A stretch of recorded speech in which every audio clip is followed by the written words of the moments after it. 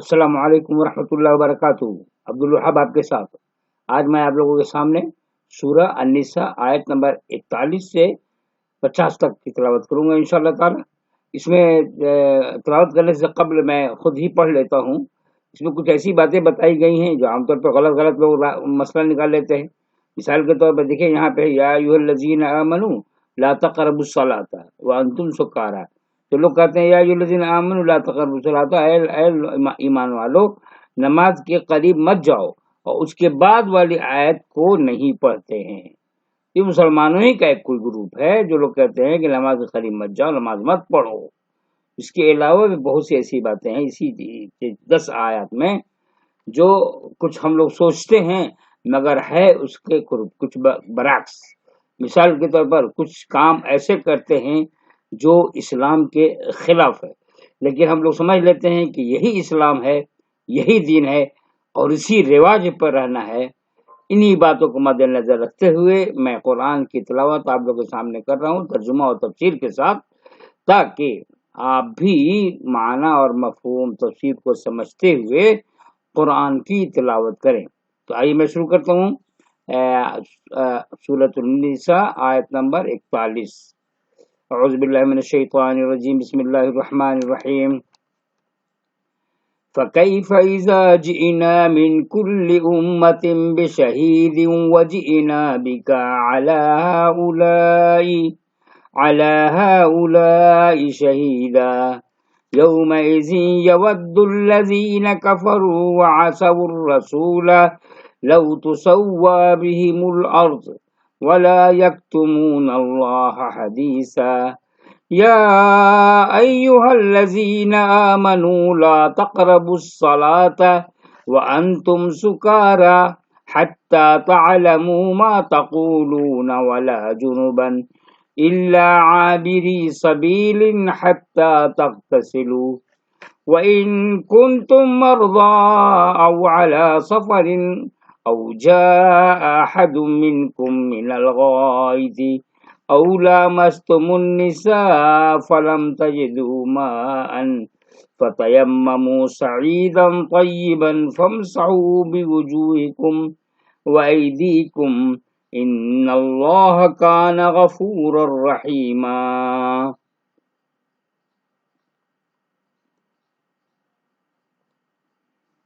پھر اس وقت کیا حال ہوگا جب ہم ہر امت میں سے ایک گواہ لائیں گے اور تم کو ان لوگوں کے اوپر گواہ بنا کر کھڑا کر دیں گے۔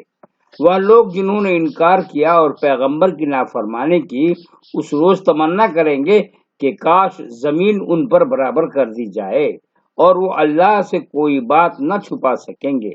اے ایمان والو نزدیک نہ جاؤ نماز کے، یعنی نماز کے نزدیک نہ جاؤ جس وقت کہ تم نشہ میں ہو، یہاں تک کہ سمجھنے لگو جو تم کہتے ہو، اور نہ اس وقت کے غسل کی حاجت ہو مگر راہ چلتے ہوئے، یہاں تک کہ غسل کر لو۔ اور اگر تم مریض ہو یا سفر میں ہو یا تم میں سے کوئی جائے ضرور سے آئے یا تم عورتوں کے پاس گئے ہو تو پھر تم کو پانی نہ ملے تو تم پاک مٹی سے تیمم کر لو اور اپنے چہرہ اور اپنے ہاتھوں کا مسح کر لو، بے شک اللہ معاف کرنے والا بخشنے والا ہے۔ حق کا داعی جب آتا ہے تو وہ ایک معمولی انسان کی صورت میں ہوتا ہے۔ اس کے گرد ظاہری بڑائیاں اور رونقیں جمع نہیں ہوتی، اس لیے وقت کے بڑے اس کو حقیر سمجھ کر نظر انداز کر دیتے ہیں۔ ان کو یقین نہیں آتا کہ ایک ایسا شخص بھی ان سے زیادہ حق و صداقت والا ہو سکتا ہے جو دنیاوی شان و شوکت میں ان سے کم ہو، مگر جب قیامت آئے گی اور خدا کی عدالت قائم ہوگی تو وہ حیرت کے ساتھ دیکھیں گے کہ وہی شخص جس کو انہوں نے بے قیمت سمجھ کر ٹھکرا دیا تھا وہ آخرت کی عدالت میں خدا ہی گواہ بنا دیا گیا ہے۔ وہی وہ شخص ہے جس کے بیان پر لوگوں کے لیے جنت اور جہنم کے فیصلے ہوں۔ یہ وہاں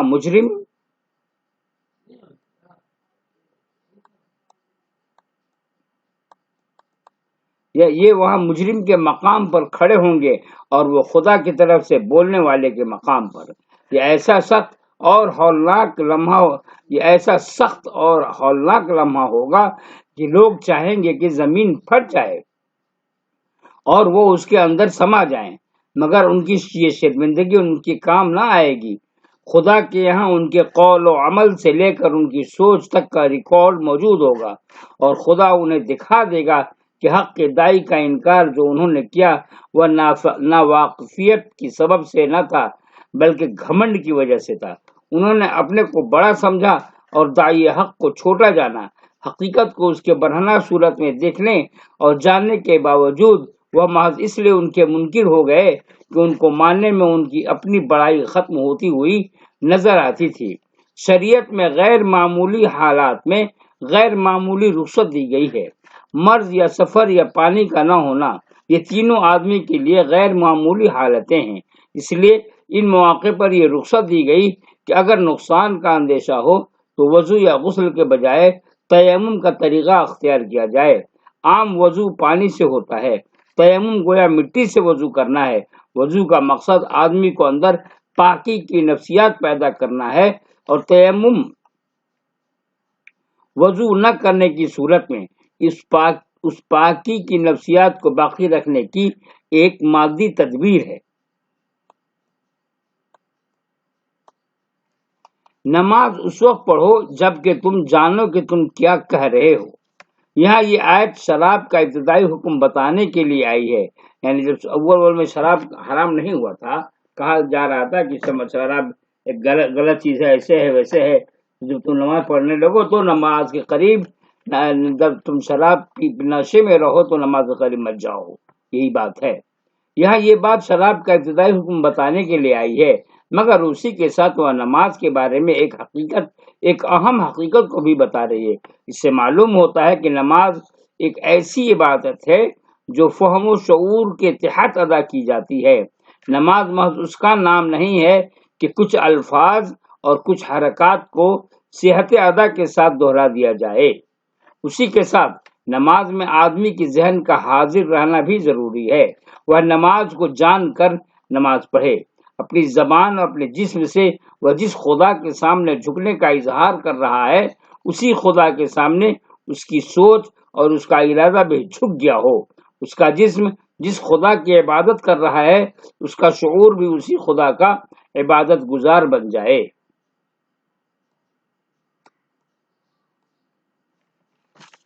أَلَمْ تَرَ إِلَى الَّذِينَ أُوتُوا نَصِيبًا مِنَ الْكِتَابِ يَشْتَرُونَ الضَّلَالَةَ وَيُرِيدُونَ أَن تَضِلُّوا السَّبِيلَ وَاللَّهُ أَعْلَمُ بِأَعْدَائِكُمْ وَكَفَى بِاللَّهِ وَلِيًّا وَكَفَى بِاللَّهِ نَصِيرًا مِنَ الَّذِينَ هَادُوا يُحَرِّفُونَ الْكَلِمَ عَن مَّوَاضِعِهِ وَيَقُولُونَ سَمِعْنَا وَعَصَيْنَا وَاسْمَعْ غَيْرَ مُسْمَعٍ وَرَاعِنَا لَيًّا بِأَلْسِنَتِهِمْ وَطَعْنًا فِي الدِّينِ وَلَوْ أَنَّهُمْ قَالُوا سَمِعْنَا وَأَطَعْنَا وَاسْمَعْ وَانظُرْنَا لَكَانَ خَيْرًا لَّهُمْ وَأَقْوَمَ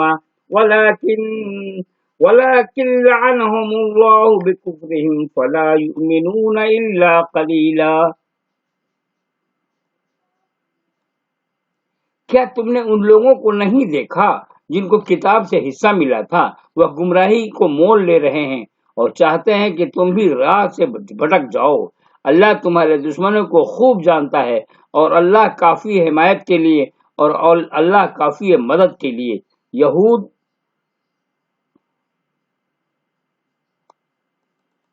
یہود میں سے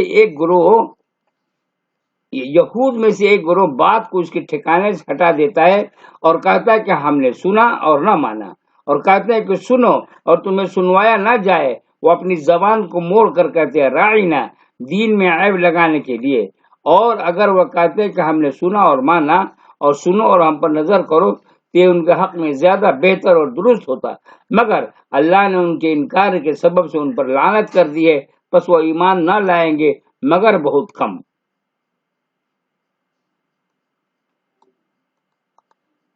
اللہ کی کتاب کسی گروہ کو اس لیے دی جاتی ہے کہ اسے اپنی سوچ اور اپنے عمل کو درست کرے، مگر جب آسمانی کتاب کی حامل کوئی قوم زوال کا شکار ہوتی ہے۔ غور سے سنیں گے حضرت، پھر سے اس کو میں پڑھتا ہوں۔ اللہ کی کتاب کسی گروہ کو اس لیے دی جاتی ہے کہ وہ اس سے اپنی سوچ اور اپنے عمل کو درست کرے، مگر جب آسمانی کتاب کی حامل کوئی قوم زوال کا شکار ہوتی ہے، جیسا کہ یہود ہوئے، تو خدا کی کتاب سے وہ ہدایت کی بجائے گمراہی کی غذا لینے لگتی ہے۔ خدا کے احکام اس کے لیے خشک جزیاتی بازوں کا موضوع بن جاتے ہیں۔ اب اس کی یہاں اعتقادیات کے نام پر فلسفیانہ قسم کی موشگافیاں جنم لیتی ہیں۔ وہ اس کے لیے ایسی سرگرمیوں کی تعلیم دینے والی کتاب بن جاتی ہے جس کا آخرت کے مسئلہ سے کوئی تعلق نہ ہو۔ ایسے لوگ اپنی روایتی نفسیات کی وجہ سے ضروری سمجھتے ہیں کہ وہ اپنی ہر بات کو خدا کی بات ثابت کریں۔ وہ اپنے عمل کا دینی جواز فراہم کرنے کے لیے خدا کی کتاب کو بدل دیتے ہیں۔ خدا کی کلمات کو اس کے موقع و محل سے ہٹا کر وہ اس کی خود ساختہ تشریح کرتے ہیں۔ وہ الفاظ میں الٹ پھیر کر کے اس سے ایسا مفہوم نکالتے ہیں جس کا اصل خدائی تعلیمات سے کوئی تعلق نہیں ہوتا۔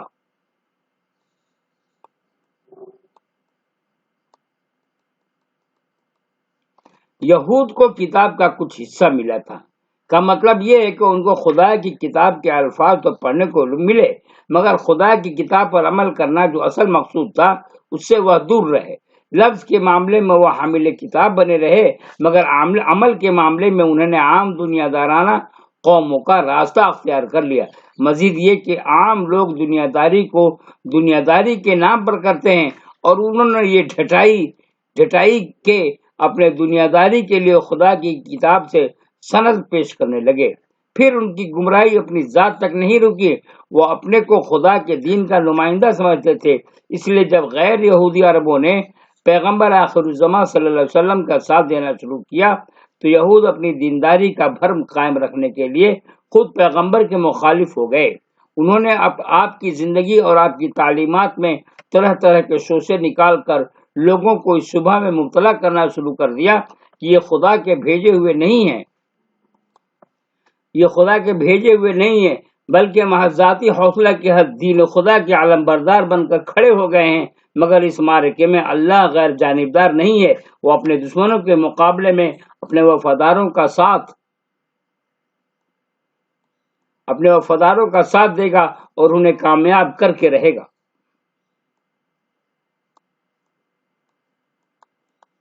لعنت دراصل بے حسی کی آخری صورت ہے۔ آدمی کی بے حسی جب اس نوبت کو پہنچ جائے کہ اس کو حق اور ناحق کی کوئی تمیز نہ رہے تو اسی کو لعنت کہتے ہیں۔ یا ایھا الذین اوتوا الکتاب آمنوا بما نزلنا مصدقا لما من قبل ان نطمس وجوہا فنردها على ادبارها او نلعنهم كما لعنا اصحاب السبت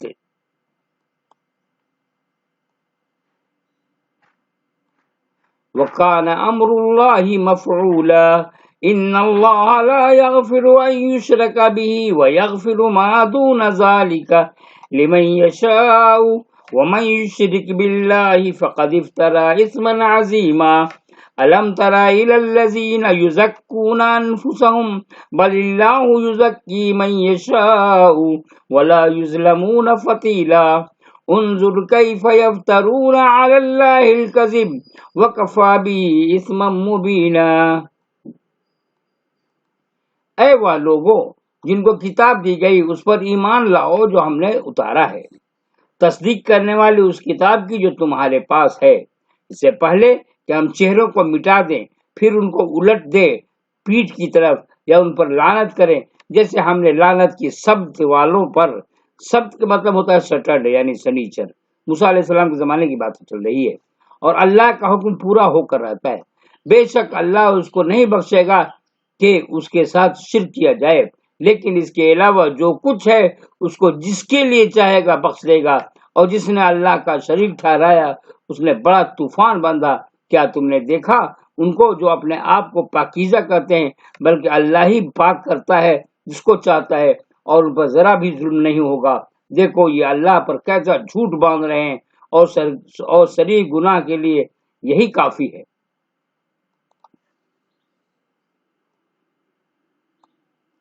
کبھی ایسا ہوتا ہے کہ آدمی ایک بات کو سنتا ہے مگر وہ حقیقتاً نہیں سنتا۔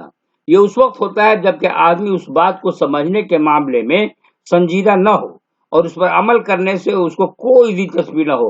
یہ مزاج جب اپنے آخری درجہ میں پہنچتا ہے تو آدمی کی ناسمجھی کا حال ایسا ہو جاتا ہے جیسے اس کے چہرے کے نشانات مٹا دیے گئے ہوں اور اب وہ چیزوں کو اس طرح دیکھ اور سن رہا ہو جیسے کوئی شخص سر کے پچھلے حصے کی طرف سے چیزوں کو دیکھے اور سنے۔ کیا بات ہے! اور جہاں نہ دیکھنے کے لیے آنکھ رہے اور نہ سننے کے لیے کان۔ حق بات کو سمجھنے کے لیے آدمی کا اس طرح اندھا بہرا ہو جانا اس بات کی علامت ہے کہ حق کے ساتھ مسلسل بے پرواہی کی بنا پر خدا نے اس کو اپنی توفیق سے محروم کر دیا ہے۔ خدا نے اس کو کان دیا مگر اس نے نہیں سنا، خدا نے اس کو آنکھ دی مگر اس نے نہیں دیکھا۔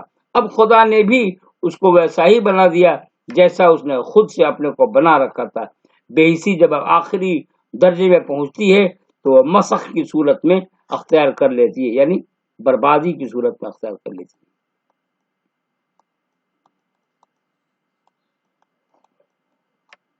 یہود کا یہ خیال تھا کہ ہم پیغمبروں کی نسل سے ہیں، اس بنا پر ہمارا گروہ مقدس گروہ ہے۔ انہوں نے بے شمار روایتیں اور کہانیاں گھڑ رکھی تھیں جو ان کے نسلی شرف اور گروہی فضیلت کی تصدیق کرتی تھی۔ وہ انہیں خوش خیالیوں میں جی رہے تھے۔ انہوں نے بطور خود یہ عقیدہ قائم کر لیا تھا کہ ہر وہ شخص جو یہودی ہے اس کی نجات یقینی ہے۔ کوئی یہودی کبھی جہنم کی آگ میں نہیں ڈالا جائے گا۔ وہ اپنے کو پاکیزہ ٹھہراتے ہیں، حالانکہ اللہ جس کو چاہے پاکیزہ ٹھہرائے کا فقرہ اس خیال کی تردید ہے۔ مطلب یہ ہے کہ کسی نسل یا گروہ سے وابستگی کی بنا پر کسی کو فضیلت یا شرف نہیں مل جاتا، بلکہ اس کا تعلق خدا کے قانون عدل سے ہے۔ جو شخص خدائی قانون کے مطابق اپنے کو شرف کا مستحق کرے وہ شرف والا ہے، اور جو شخص اپنے عمل سے